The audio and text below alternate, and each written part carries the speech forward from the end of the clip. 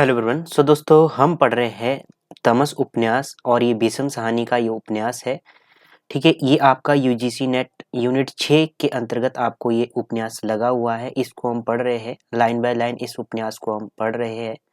ठीक है, तो इसके ऊपर हमने 2 लेक्चर कवर कर लिए इसके। ठीक है, सबसे पहले लेक्चर में मैंने पूरा इसमें पात्रों की विशेषताएं, प्रकाशन वर्ष, कब इसको साहित्य अकादमी पुरस्कार मिला, वो सब हमने डिस्कस कर लिया है। ठीक है, कितने इसके प्रकरण हैं, ठीक है, पहले खंड में कितने प्रकरण हैं, दूसरे खंड में कितने प्रकरण हैं, ये हमने कवर कर लिया है पहले पार्ट में। और उसके बाद हमने 2 प्रकरण और कवर किए हैं दूसरे लेक्चर में। ठीक है, तो वो यदि आपने वो नहीं देखे हैं तो उनको ज़रूर देख लीजिएगा। ठीक है, साथ में यदि बात की जाए तो शेखर एक जीवनी भी हमने कंप्लीट कर लिया है। ठीक है, पूरा लाइन बाय लाइन उस उपन्यास को हमने पढ़ा है। ठीक है, तो उसको भी देख लेना। तो शुरू करते हैं आज के सेशन को। चौथा प्रकरण हम पढ़ने जा रहे हैं। ठीक है, तो टीले के ऊपर पहुंचकर दोनों ने अपने घोड़े रोक लिए। सामने दूर तक चौड़ी घाटी फैली थी जो पहाड़ों के दामन तक चली गई थी। लगता दूर क्षितिज पर सतरंगी धूल उड़ रही है। विशाल मैदान, कहीं कहीं छोटी छोटी पहाड़ियां और उन पर स्वच्छ नीला आकाश जिसकी पारदर्शी ऊंचाइयों में चीलें तैर रही थी। बाईं ओर ऊंचा पहाड़ था जिसे नीली आभा ढंके हुए थी। पहाड़ की ऊंचाई पश्चिमी की ओर ढलते ढलते इतनी कम हो गई थी कि मैदानों को छूने लगी थी। दाईं ओर दूरियों के धुंधलके के लाली माल्य की थी कि पहाड़ियों की धूमिल सी आकृतियां नजर आ रही थी।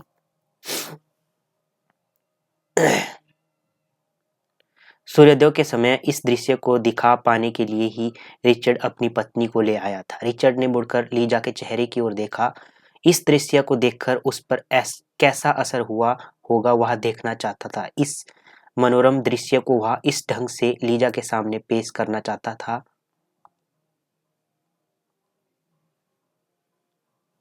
मानो इतने दिन तक इसे एक तोहफे की तरह संभाल कर रखे रहा हो। प्रातः की सुहावनी हवा में लीजा के सुनहरे बाल हौले हौले उड़ रहे थे।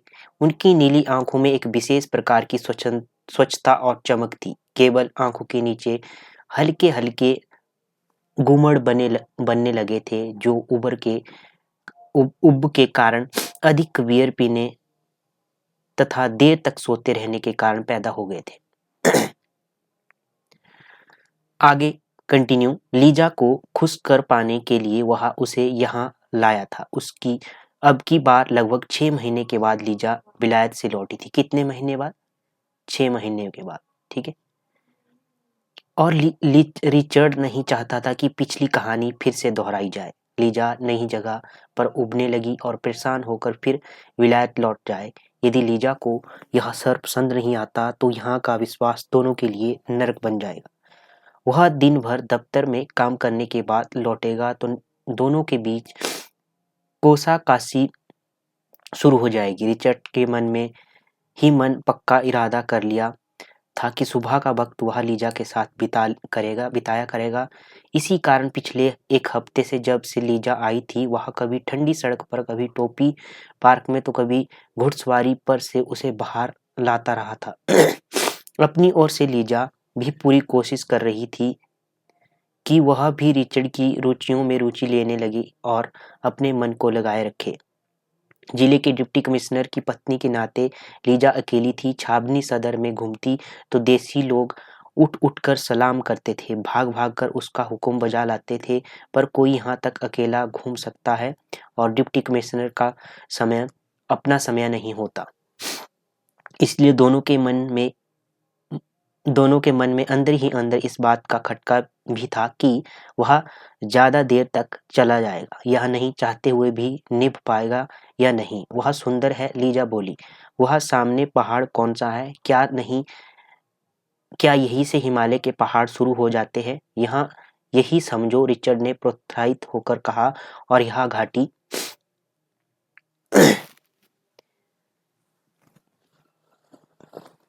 घाटी आगे चलकर ऊंचे पहाड़ों के बीच सैकड़ों मील दूर तक चली गई। तो दोस्तों देखो, आपको इसमें बोरियत भी महसूस हो सकती है क्योंकि हम लाइन बाय लाइन इस उपन्यास को पढ़ रहे हैं और यही हमारा एक सॉल्यूशन बचता है इसे, क्योंकि और तो और बीच-बीच में से सभी ने पढ़ाया है, ठीक है? तो लाइन बाय लाइन इस उपन्यास को किसी ने नहीं पढ़ाया अभी तक, ठीक है? और साथ में ये भी नहीं बताया इस, ठीक है? और ये आपका जो एचपीएससी का, हरियाणा पब्लिक सर्विस कमीशन में जो हरियाणा में प्रोफेसर का परीक्षा होगी उसके लिए भी आपको महत्वपूर्ण बन जाएगा ये उपन्यास। यहाँ से भी प्रश्न बन सकता है, ठीक है? जो आपका रिटन एग्जामिनेशन होगी। कितनी सुनसान सी घाटी है लीजा बुदबुदाई। नहीं लीजा, यह बड़ी ऐतिहासिक घाटी है। हिंदुस्तान में आने वाले सभी हमलावर इसी रास्ते से आए थे, मध्य एशिया से आने वाले भी और मंगोलिया से आने वाले भी। रिचर्ड का उत्साह बढ़ रहा था। अलेक्जेंडर भी इसी रास्ते से हिंदुस्तान में आया था। अलेक्जेंडर आगे चलकर घाटी दो रास्तों में बंट गई। एक रास्ता तिब्बत की तरफ चला गया, दूसरा अफगानिस्तान की तरफ चला गया। इसी रास्ते सौदागर लोग भी और बुद्ध धर्म के प्रचारक भी दूर दूर तक चल जाते थे। बड़ा ऐतिहासिक इलाका है। मैं तो पिछले महीने भर में इसमें घूम रहा हूँ। इतिहासकार के लिए तो यह इलाका बेशकीमत है। जगह जगह पुरानी इमारतों के खंडहर, किले, बुद्ध विहार, सराहें। तुम तो रिचर्ड यूं बातें कर रहे हो जैसे यह तुम्हारा अपना देश हो। अब ये किसने कहा? लीजा ने कहा। ये पंक्ति पूछी जा सकती है, ठीक है? लीजा ने हंसकर कहा, देश अपना नहीं है लीजा, पर इतिहास का विषय तो अपना है। रिचर्ड ने मुस्कुराकर कहा। फिर घुड़सवारी का बेंत पहाड़ी की ओर देखते हुए बोला, उस पहाड़ के पीछे करीब 70 मील की दूरी पर टक्सीला के खंडहर है। टक्सीला जानती हो ना? हाँ, नाम सुना है। कितने? 70 मील। ये ध्यान में रखने, आंकड़े नोट करते जाना आपने। 70 मील पर क्या है? टक्सीला के खंडहर है। टक्सीला जानते हो? हाँ, नाम सुना है। वहाँ किसी जमाने में बहुत बड़ी यूनिवर्सिटी हुआ करती थी। टक्सीला में क्या थी? यूनिवर्सिटी। ये पूछा जा सकता है, ठीक है? ध्यान में रखना। लीजा मुस्कुरा दी। वह समझ गई कि रिचा अब घाटी का सारा इतिहास सुनाएगा। उसे रिचर्ड का उत्साह अच्छा लगा। रिचर्ड सूखे पत्थरों के बारे में भी बड़े उत्साह से बातें कर सकता था। इसमें बच्चों जैसा कुतूहल है। डिप्टी कमिश्नर होने के बावजूद एक प्रकार का भोलापन है। काश कि वह भी इन बातों में दिलचस्पी ले सकती। वहाँ पर एक म्यूजियम है, तुम्हें अच्छा लगेगा। वहाँ से हाल ही में मैं गौतम बुद्ध का एक बूथ लाया हूँ। तो म्यूजियम से क्या लाया इन्होंने? गौतम बुद्ध का एक बूथ, ठीक है? क्यों? पहले तुम्हारे पास क्या कम बूथ थे जो एक और उठा लाए हो? वहाँ नज़दीक की खुदाई हो रही थी, बहुत से बूथ मिले। क्यूटर ने एक बूथ मुझे भेंट किया। किसने किया? जो बूथ किसने भेंट किया? क्यूरेटर ने, ठीक है? लीजा की आंखों के सामने बंगले का बड़ा कमरा घूम गया जिसमें रिचर्ड ने तरह तरह के बूथ और भारतीय लोक कला के नमूने सजा रखे थे और अलमारियों में किताबें ठसाठस भरी थी। यही धुन इसी कीनिया में भी सवार रहती थी। वहाँ अफ्रीका की लोक कला के नमूने भरता रहता था। तरह तरह की तीर कमान, मणके, पक्षियों के पर, टोटम, और यहाँ बूथ इकट्ठे करता रहता था। लीजा का ध्यान फिर आसपास के दृश्य की ओर गया। बाईं और नीचे छोटे छोटे पेड़ों का घना जंगल था। उसी के अंदर से घोड़े चलते हुए थे, टीले के ऊपर आए थे। जंगल में से निकलकर टीले के ऊपर जाने पर दृश्य खुल गया। दाईं ओर छोटे छोटे टीले थे, उनके आगे मैदान था जो फैलकर दूर धुंधलाके में खो गया। यहाँ से मैं जल्दी जल्दी इसलिए पढ़ रहा हूँ क्योंकि यहाँ से कुछ आपके लिए, आपके एग्जाम में बन नहीं सकता क्वेश्चन, ठीक है? यहाँ की बस आप एक पढ़ लीजिए, आपके माइंड में रह जाएगा। तो अगर एग्जाम में प्रश्न आ जाता है तो आप उसे सॉल्व कर लो। यहाँ की मिट्टी कैसी है? लाल लाल रंग की है। लीला टीले की ओर देखती हुई बुदबुदाई, फिर रिचर्ड की ओर मुड़कर बोली, सड़क कहाँ है? सड़क कहाँ है? या क्या हम फिर से जंगल के रास्ते से इस रास्ते ही लौट कर जाएंगे? फिर मजाक की के से स्वर में बोली, वह सड़क तो दिखाओ जिस पर अलेक्जेंडर हिंदुस्तान आया था। उन दिनों पक्की सड़कें नहीं थी लीजा, लेकिन यह पुरानी सड़क लगभग 400 साल पुरानी उस टीले के पीछे से होकर चली है। कितने? 400 साल पुरानी। ये जो आंकड़े हैं ये आपने ध्यान में रखनी, यहाँ से प्रश्न बन सकता है। लीजा ने रिचर्ड की ओर देखा मोटे फ्रेम के चश्मे के नीचे रिचर्ड के चेहरे का निचला हिस्सा बड़ा नाजुक सा लगता था। लीजा का मन हुआ रिचर्ड उस इलाके के पत्थरों खंडहरों की चर्चा छोड़कर उसके साथ लाड प्यार की बातें करे, पर रिचर्ड अपनी लहर में बोले जा रहा था। इस इलाके के लोग भी बहुत पुराने जमाने के सैकड़ों वर्षों से यहाँ बसे हुए हैं। फिर लीजा की ओर घूमकर बोला, क्या यहाँ के लोगों को तुमने ध्यान से देखा है? एक ही नस्ल के लोग हैं, नाक नक्श सबके एक जैसे है, एक तरह की नाक, होंठ, चौड़ा माथा, ब्राउन रंग की आंखें। यहाँ के लोगों की आंखें ब्राउन रंग की है, तुमने ध्यान दिया? लीजा, एक ही नस्ल के कैसे हो सकते हैं रिचर्ड, जबकि तुम कहते हैं हो कि इस रास्ते से तरह तरह के लोग आते रहे हैं। नहीं नहीं लीजा, यही बात तो लोग भूल जाते हैं। रिचर्ड की आवाज में उत्तेजना आ गई, मानो वह अपनी किसी खोज को प्रमाणित करने जा रहा हो। जैसे जो लोग मध्य एशिया से सबसे पहले यहाँ आए, शताब्दियों के बाद उन्हीं के नाती पीते पोते अन्य देशों से इधर आए। नस्ल सबकी एक ही थी, वे लोग जो आर्य कहलाते थे। और 1000 वर्ष पहले आर्य कहाँ से आए थे? मध्य एशिया से भारत में आए थे। 1000 वर्ष पहले यहाँ पर आए और वे भी जो मुसलमान कहलाते थे, और लगभग 1000 वर्ष पहले यहाँ पर आए। एक ही नस्ल के लोग थे, सभी एक ही मूल जाति के लोग थे। इन बातों को ये लोग भी जानते होंगे। यहाँ के लोग कुछ नहीं जानते, ये वही कुछ जानते हैं जो हम नहीं इन्हें बताते हैं। फिर थोड़ी देर तक मौन रहकर बोला, ये लोग अपने इतिहास को जानते नहीं है, ये केवल उसे जीते भर है। लीजा उबने लगी थी। रिचर्ड पर कोई धुन सवार हो जाए तो वह सब कुछ भूल जाता था। जितना अधिक वह अपनी धुन में खोता जाता, उतना ही अधिक लीजा पीछे धकेल दी जाती। अपनी किताबों में खोया हुआ रिचर्ड तो या तो डिप्टी कमिश्नर था या फिर इतिहास का खोजी। लीजा को वह बहुत चाहता था, लेकिन लीजा के लिए उसके पास समय नहीं था। घर में अलमारी के सामने खड़े खड़े किसी किताब के पन्ने पलटने लगता तो उसी में डूब जाता। यही कारण लीजा जब उबने लगती तो उसकी उब का कोई ठिकाना नहीं होता था, हर चीज काटने को दौड़ती थी। नेटिव लोग जहर से लगने लगते और अंत में या तो वहाँ नर्वस ब्रेक डाउन का शिकार हो जाती या फिर 6 महीने साल के लिए विलायत लौट जाती थी। यहाँ पर कोई पिकनिक स्पॉट भी है? लीजा ने रिचर्ड की बात काटते हुए पूछा। रिचर्ड का धक्का सा लगा, पर यह सवाल भी उसके लिए बहुत असंगत नहीं था। बहुत है। फिर अपनी छड़ी से बाईं ओर ऊंचे पर्वत की ओर संकेत करते हुए बोला, उस पहाड़ की तलहटी पर पानी के झरने हैं और घने पेड़ों के झुरमुट है। जल के सोते नीचे तक पहुंचकर पहाड़ में से फूटे हैं। बहुत सुंदर जगह है। हिंदुस्तानियों ने झरनों के आसपास पत्थर की चिनाई करके वहां ताल बना लिए, एक एक झरने को अलग अलग नाम दे दिया, राम और सीता और अपनी माइथोलॉजी के अन्य नामों पर। यह कहते हुए रिचर्ड मुस्कुरा दिया, सोचकर कि ये नाम लीजा के लिए बड़े अंगूठे और अपरिचित नाम होंगे। बहुत स्थान था, वह कहे जा रहा था, जगह जगह पर अनजाने पीरों की खबरें, जिन पर लोग दिए जलाते। पुराने किले है, मंदिर है। फिर बैंत से उसी पहाड़ी के दामन में फैले एक और पेड़ों के झुरमुट की ओर इशारा करते हुए बोला, वहां थोड़ी दाईं ओर भी एक बढ़िया पिकनिक स्पॉट है। वहां किसी पीर की कब्र, मुसलमानों के किसी पीर की कब्र है। वहां पर बसंत के मौसम में एक अनूठा मेला लगता है। किस मौसम में लगता था? बसंत के मौसम में। यहाँ से क्वेश्चन एग्जाम में पूछा जा सकता है। दूर दूर से नाचने गाने वाली औरतें जमा होती थी और 15 दिन तक ये मेला कितने दिन तक चलता था? 15 दिन तक लगा रहता था। दिन को लगा जुआ खेलते थे लोग, जुआ खेलते थे, रात को नाच गान होता था। तुम्हें कभी ले चलूंगा। क्या आजकल वहां मेला लगता है?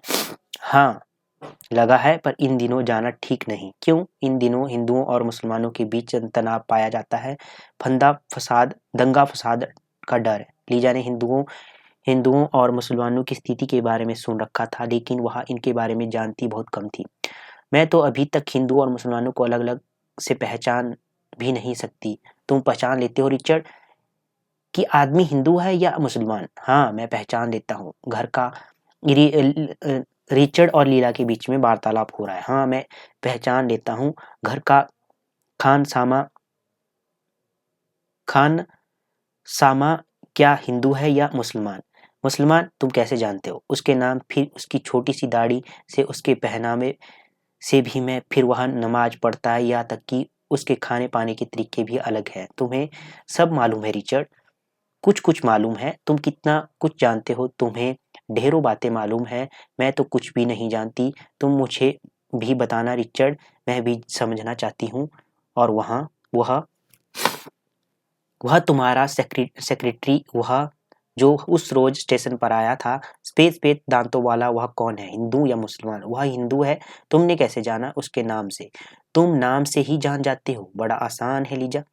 मुसलमानों के नामों के अंत में अली, दीन, अहमद ऐसे शब्द लगे होते हैं, जबकि हिंदुओं के नामों के पीछे ऐसे शब्द जैसे लाल, चंद, राम लगे होते हैं। रोशनलाल होगा तो हिंदू, रोशनदीन होगा तो मुसलमान, इकबाल चंद होगा तो हिंदू, और इकबाल अहमद होगा तो मुसलमान। तो ये थी पहचान हिंदू और मुसलमानों में। लीजा को समझाई रिचर्ड ने कि इस तरह से पहचाना। इतना कुछ तो मैं कभी भी नहीं जान सकूंगी। लीजा हतोताश होकर बोली, और वह टर्बन वाला आदमी कौन है, तुम्हारी गाड़ी चलाता है, जिसके लंबी सी दाढ़ी है, वह सिख है। तो जो रिचर्ड है उसकी गाड़ी कौन चलाता है? सिख चलाता है। ठीक है, ये भी आपने ध्यान में रखना है, पूछा जा सकता है टर्बन वाला आदमी कौन है, पूछा जा सकता है। उसके पहचानना मुश्किल काम नहीं है। लीजा हंसकर बोली, सभी सिखों के नाम के पीछे सिंह लगा रहता है। रिचर्ड ने कहा। दोनों टीले पर से नीचे उतरने लगे। हवा में हल्की हल्की तपसीस आने लगी थी। सूरज निकल आया था और वातावरण में पर से रहस्य का झीना पर्दा उतरने लगा। इस इलाके में घूमने का बहुत मजा है, तुम्हें अच्छा लगेगा। लीजा हर हर वीकेंड कहीं ना कहीं निकल जाया करेंगे।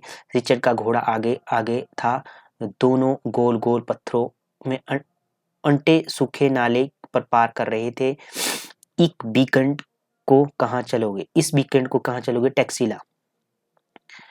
लीजा का की आवाज में रिचर्ड को हल्का सा व्यंग्य सा भास हुआ। रिचर्ड के लिए टैक्सीला बहुत ही सुंदर और महत्वपूर्ण स्थल था। वहां पर घंटों घूमता रहता था, बार बार जाना जाता था। लेकिन लीजा को भी खंडहरों में घूमना पसंद होगा? अपने मन ही मन में सोच रहा है। कुछ दिन के लिए वहां नहीं जा पाएंगे लीजा, आजकल शहर में थोड़ा तनाव पाया जाता है, जब स्थिति बेहतर हो गई तो चलेंगे।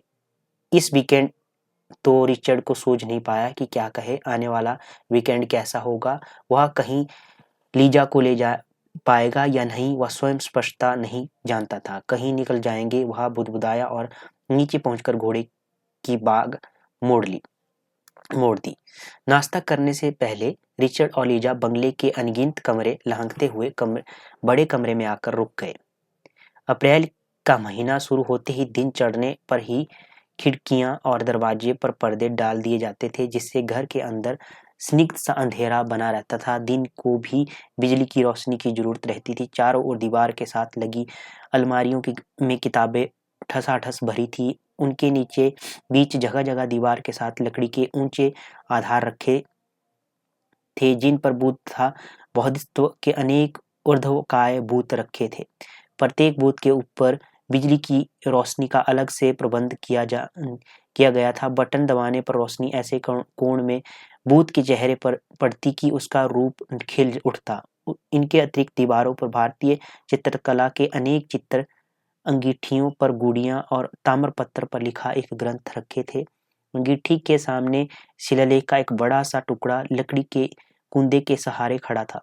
निकट ही 3 मूढ़े और काली लकड़ी की एक लंबी नीची तिपाई रखी थी। यहाँ रिचर्ड पाइप सुलगाकर पड़ा करता था। यहाँ पर खानसामा स्टोव पर पानी की केतली और चाय के बर्तन भी रख जाता था। रिचर्ड को स्वयं चाय बनाकर पीने का शौक था। तिपाई पर खुली किताबें, पत्रिकाएं रखी थी और साथ में पाइप स्टैंड रखा था, जिसमें तरह तरह के 7-8 पाइप रखे थे। तिपाई के एन ऊपर बड़े गोल शेड का लैंप लटक रहा था। पढ़ते समय बत्ती जलाने पर प्रकाश का वृत्त इन्हीं 3 मूडों और तिपाई पर ही बना रहता, बाकी कमरे में अंधेरा रहता। लीजा को कमर में हाथ डालते रिचर्ड बुद्ध की मूर्तियां, जिन्हें उसने लीजा के चले जाने के बाद इकट्ठा किया था, एक एक करके दिखा रहा था।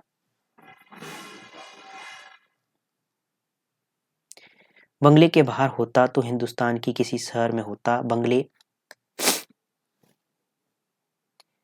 बंगले में लौटता हूँ तो पूरे हिंदुस्तान में लौट आता हूँ।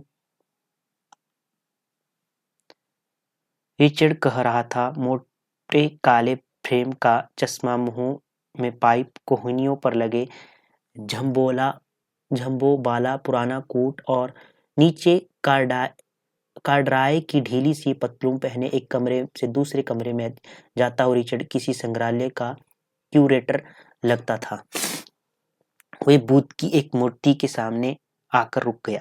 बुद्ध की मूर्तियों की सबसे बड़ी खूबी वह धीमी सी मुस्कान है जो उसके होंठों के आसपास खेलती रहती थी। बुद्ध के चेहरे की ऐसी रोशनी में रखना चाहिए जिसमें यह मुस्कान उघड़ आए। ठहरो, मैं तुम्हें दिखलाता हूँ, रिचर्ड ने कहा और सामने रखी बुद्ध की मूर्ति को थोड़ा दाईं ओर को घुमा दिया और बटन दबा दिया जिससे बुद्ध के ऐन ऊपर टांगी रोशनी लग गई। देखा लीजा, देखा, रिचर्ड ने चहक कर कहा। लीजा को भी लगा कि बुद्ध के चेहरे पर मुस्कान सहसा खिल उठी है। शांत, स्निग्ध, तनिक व्यंग्यपूर्ण मुस्कान होठों के कोनों में छिपी रहती है।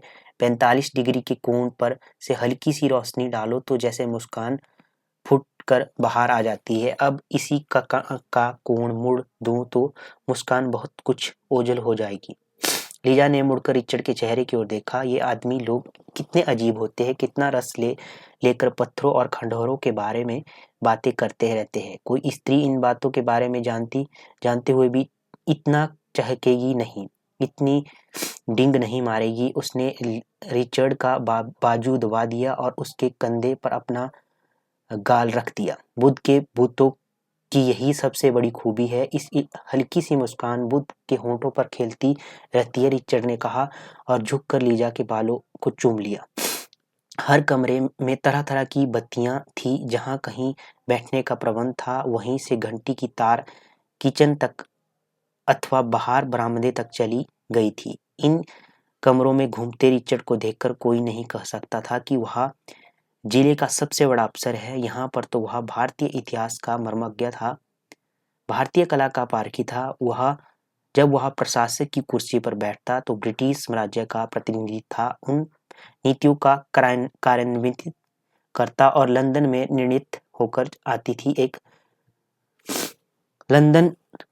से निर्णित होकर आती थी जो एक काम को दूसरे काम में अलग रखना, एक भावना को दूसरी भावना में अलग रखना उसके प्रशिक्षण की उसके स्वभाव की विशिष्टता थी। वह एक तरह से काम से बिल्कुल दूसरी तरह के काम में बड़ी आसानी से अपने को ढाल लेता था।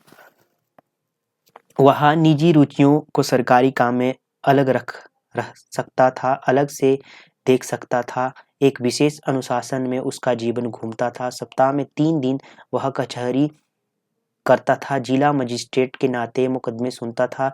जब जज की कुर्सी पर बैठता तब वह भूल जाता कि वह हाकिमों का नुमाइंदा है और नेटिव लोगों के मुकदमे सुन रहा है।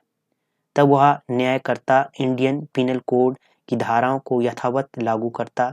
एक क्षेत्र के विचार और भावनाएं दूसरे के क्षेत्र में उलझ नहीं पाती थी।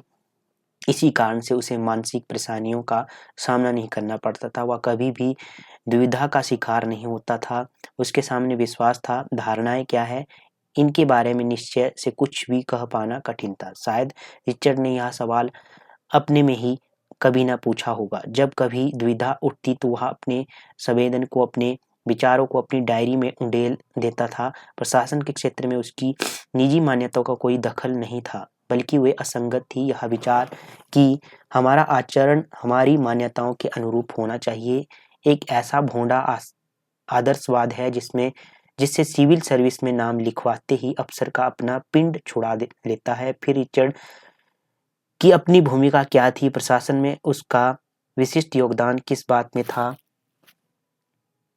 वह उस योग्यता में पाया जाता था जिससे वह ब्रिटिश सरकार की नीतियों को कार्यान्वित करता था। उस पैनी दृष्टि में था, उस सूझ में था जिससे वह स्थिति को समझ लेता था, तथ्यों को पकड़ लेता था। उस चौकी में था जिससे बिना किसी आहट के ब्रिटिश सरकार की नीतियों को अमली जामा पहनाया जाता था। यूँ तो यह सवाल ही असंगत है कि उसकी निजी मान्यता क्या थी। कोई भी व्यक्ति अपना व्यवसाय चुनते समय उसके नैतिक पक्ष के बारे में सोचता ही कब है। वह तो केवल निजी लाभ और निजी हित के बारे में ही सोचता है। एक दूसरे की कमर में हाथ डाले दोनों ड्राइंग रूम की ओर चल पड़े। कौन कौन? लीजा और रिचर्ड। ठीक है। लीजा को घर में ही कमरा सबसे अधिक पसंद था। बलूत की लकड़ी की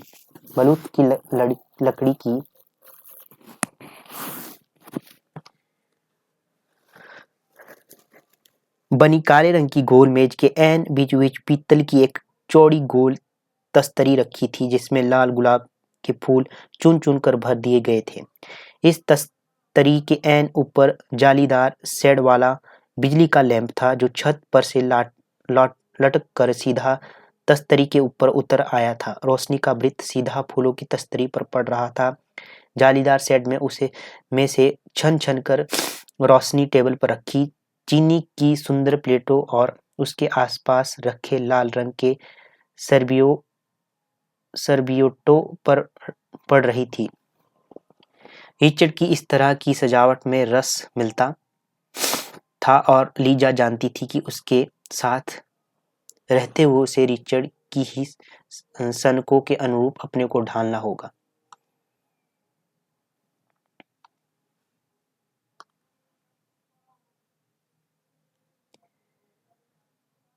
मेज पर नाश्ते के लिए बैठने से पहले रिचर्ड दहलीज पर ठीक खड़ा रहा। क्या सोच रहे हो? लीजा ने रिचर्ड के कंधे पर सिर रखते हुए कहा। सोच रहा हूँ कि कहाँ से शुरू करूँ। तुम यहाँ के लोगों के बारे में जानना चाहता हो? यहाँ की स्थितियों के बारे में? मैं कुछ नहीं जानना चाहता। मैं यही जानना चाहती हूँ कि तुम दफ्तर से कब लौटोगे। और लीजा हाथ पकड़कर बढ़ाकर रिचर्ड का बक्स सहलाने लगी। रिचर्ड ने झुक कर उसके होंठ चूम लिए। अभी से उबने लगी। उसे फिर से भास हुआ जैसे किसी पर कोई बादल का टुकड़ा नमूदार हो गया जो धीरे धीरे बड़ा होने लगेगा, गहराने लगेगा और सब पाकर सारे आकाश को ढक लेगा। रिचर्ड ने उसे और ज्यादा और जोर से भाव में भींच लिया। पर रिचर्ड को इस दुलार में कोई विशेष रस नहीं मिल रहा था। इसके पीछे एक प्रकार की आशंका थी। अब की बार लीजा के साथ कैसे दिन कटेंगे। अपने होठों से लीजा के बाल और माथा और आंखें सहलाते हुए उसे किसी विशेष उत्तेजना का भास नहीं हो रहा था। रात को जिस ध्येय की उत्तेजना और आग्रह के साथ वह लीजा की ध्येय के साथ चिपटाए रहता था, इस समय वही ध्येय उसे स्थूल और मांसल सी लग रही थी। लीजा को बहलाने के लिए वह केवल प्रेम का अभिनय कर रहा था, एक प्रकार का फर्ज अदा कर रहा था। कभी मेज के पीछे अंधेरे में खड़ा खानसामा धीरे से आगे बढ़ आया। रोशनी के वृत्त में पहुंचने पर उसकी सफेद पर्दी पर बंधा लाल रंग का कमरबंद चमक उठा। दबे पांव तनिक भी आहट किए बिना वह मेज पर नाश्ता लगाने लगा। लीजा और रिचर्ड पहले ही की भांति एक दूसरे की भावों में बंधे रहे। पहले पहल जब कभी खुले दरवाजे में खड़े हुए एक दूसरे से प्यार कर रहे होते और कोई खानसामा या नौकर अचानक किसी काम से आ जाता तो लीजा ठिठक कर अलग हो जाती और फिर रिचर्ड उसे भावों में दबाए रखता और खानसामा अपना काम करता रहता। झेप के कारण लीजा अपनी आंखें बंद कर लेती ताकि वह खानसामा की उपस्थिति को भूली रहे। पर धीरे धीरे वह समझ गई कि खानसामा एक नेटिव ही है, इस पर भी मामूली खानसामा है, इसलिए उसकी उपस्थिति को वह बाधा नहीं समझती थी। अब की बार तुम्हें जरूर किसी न किसी काम में दिलचस्पी लेते रहना चाहिए लीजा। किस काम में? कितने ही काम हैं। डिप्टी कमिश्नर की पत्नी तो जिले की प्रथम महिला गिनी जाती है। तुम तो कभी भी काम हाथ में लोगी तुम जो भी काम हाथ में लोगी उसी में अन्य अफसरों की बीवियां तुम्हारी मदद करेगी। मैं जानती हूँ। रेड क्रॉस के लिए चंदा इकट्ठा करो, फ्लावर फ्लावर शो का आयोजन करो, बच्चों का फिट तैयार करो, सैनिकों की मदद के लिए कपड़े और जूते इकट्ठे करो, यही ना। एक और संस्था भी है जो यहाँ खोलने का इरादा है, जानवरों की देखभाल और रक्षा के लिए। कौन सी संस्था खोलने का इरादा है? जानवरों की देखभाल और रक्षा के लिए। यहाँ पर अभी तक इस किस्म की कोई संस्था नहीं है। कंटेनमेंट की सड़कों पर आवारा कुत्ते घूमते रहते हैं, उन्हें हटाना। घोड़ा गाड़ियों में बूढ़े लंगड़े घोड़े जूते रहते हैं।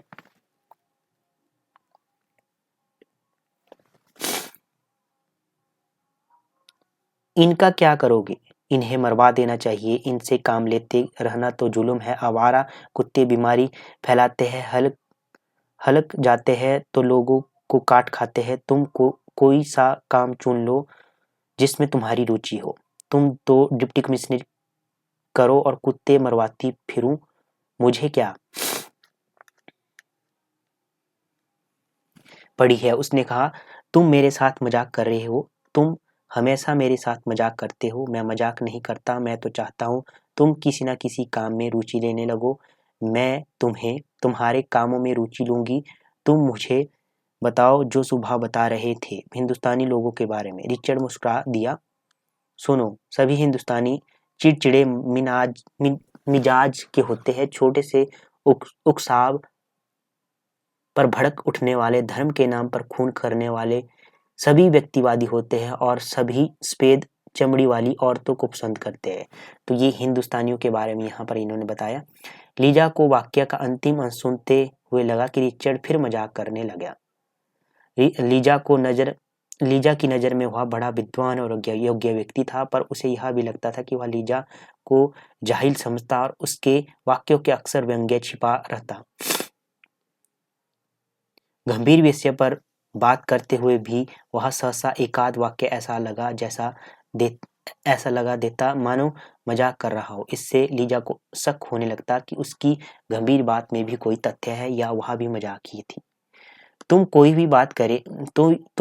भी बात मेरे साथ संजीदगी से नहीं करते, लीजा ने उल्हाने के स्वर में कहा। संजीदगी से बात करने में तुक ही क्या है? रिचर्ड ने खोए खोए मन से कहा। सुनो लीजा, यहाँ पर शायद कोई गड़बड़ हो। लीजा ने आंखें ऊपर उठाई और रिचर्ड के चेहरे की ओर देखने लगी। क्या गड़बड़ होगी? फिर जंग होगी? नहीं, मगर तुम हिंदू और मुसलमानों के बीच तनातनी बढ़ रही है, शायद फसाद होंगे। ये लोग आपस में लड़ेंगे। लंदन में तो तुम कहते थे कि ये लोग तुम्हारे खिलाफ लड़ रहे हैं, हमारे खिलाफ भी लड़ रहे हैं और आपस में भी लड़ रहे हैं। कैसी बातें कर रहे हो? क्या तुम फिर मजाक करने लगे? धर्म के नाम पर आपस में लड़ते हैं, देश के नाम पर हमारे साथ लड़ते हैं। रिचर्ड ने मुस्कुराकर कहा, बहुत चालाक नहीं बनो रिचर्ड, मैं सब जानती हूँ। देश के नाम पर लोग तुम्हारे साथ लड़ते हैं और धर्म के नाम पर तुम इन्हें आपस में लड़ाते हो। क्यों? ठीक है ना? हम नहीं लड़ाते लीजा, ये लोग खुद लड़ते हैं। तुम इन्हें लड़ने में रोक भी तो सकते हो, आखिर है तो एक ही जाति के लोग। रिचर्ड को अपनी पत्नी का भोलापन प्यारा लगा। उसने झुककर लीजा को चूम लिया, फिर बोला, डार्लिंग, हुकूमत करने वाले यह नहीं देखते प्रजा में कौन सी समानता पाई जाती है। उनकी दिलचस्पी तो यह देखने में होती है कि वे किन किन बातों में एक दूसरे से अलग है।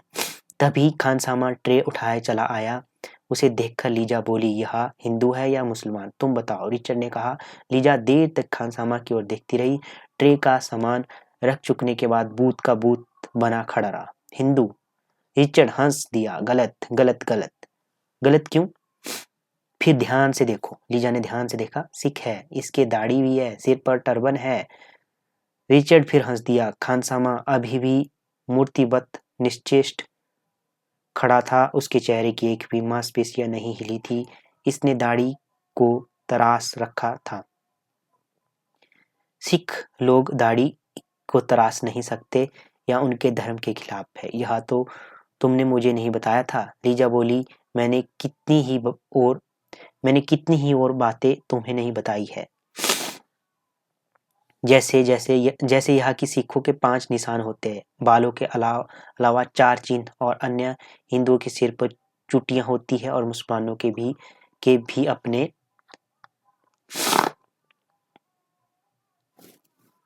निशान होते हैं। फिर खान पान में भी हिंदू गाय का मांस नहीं खाते और मुसलमान सूअर का मांस नहीं खाते। सिख लोग झटके का मांस खाते हैं,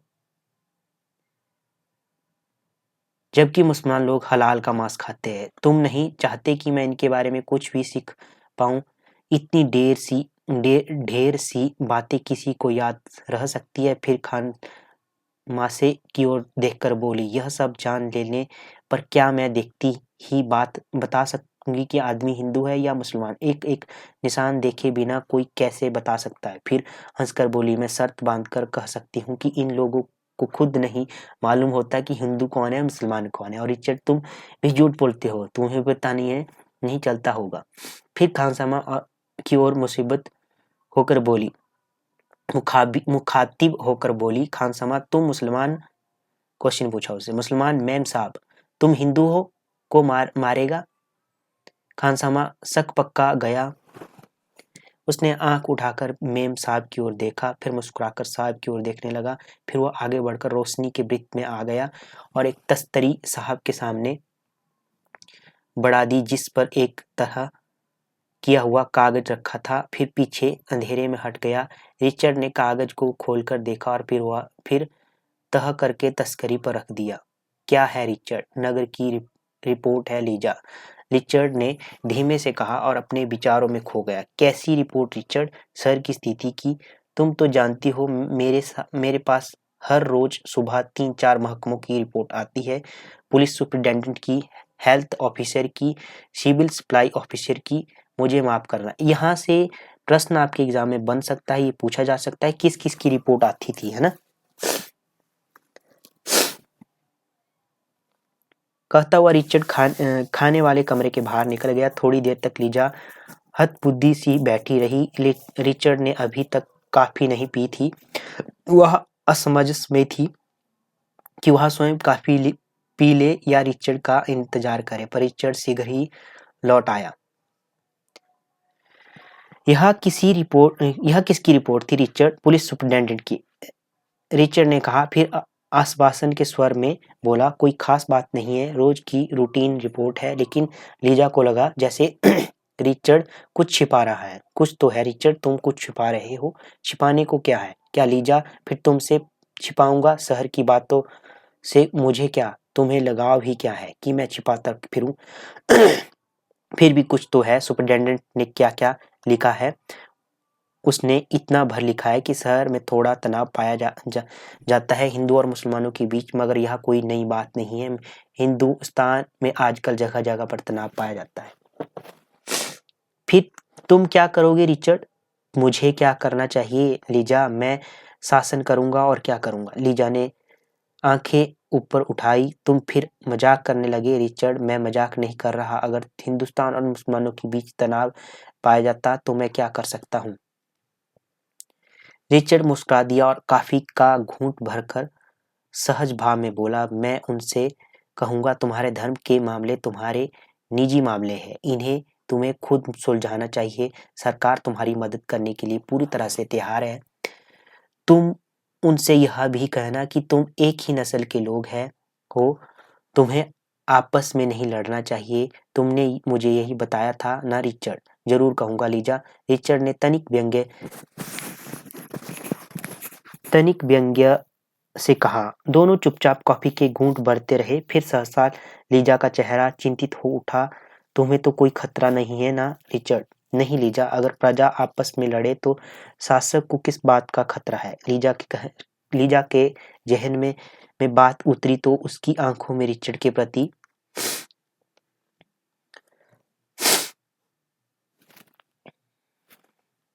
आदर भाव छलक आया। ठीक ही तो कहते हैं थे तुम, कितना कुछ जानते हो रिचर्ड, तुम सचमुच बड़े समझदार हो। मैं यूं ही डर गई। मुझे जैक्सन की पत्नी ने एक बार बताया था कि हिंदुस्तानियों की किसी भीड़ की तितर-बितर करने के लिए जैक्सन अकेला रिवॉल्वर हाथ में लिए भीड़ के पीछे पीछे भागने लगा था और वह पोर्टिको पर खड़ी देख रही थी और बेहद डर गई कि जाने क्या हो जाए। तुम सोचो, रिचर्ड अकेला, जैक्सन और सड़कों पर लोगों की भीड़, कुछ भी तो हो सकता था। तुम चिंता नहीं करो लीजा। रिचर्ड ने कुर्सी से उठकर लीजा का गाल थपथपाया और बाहर निकल आया।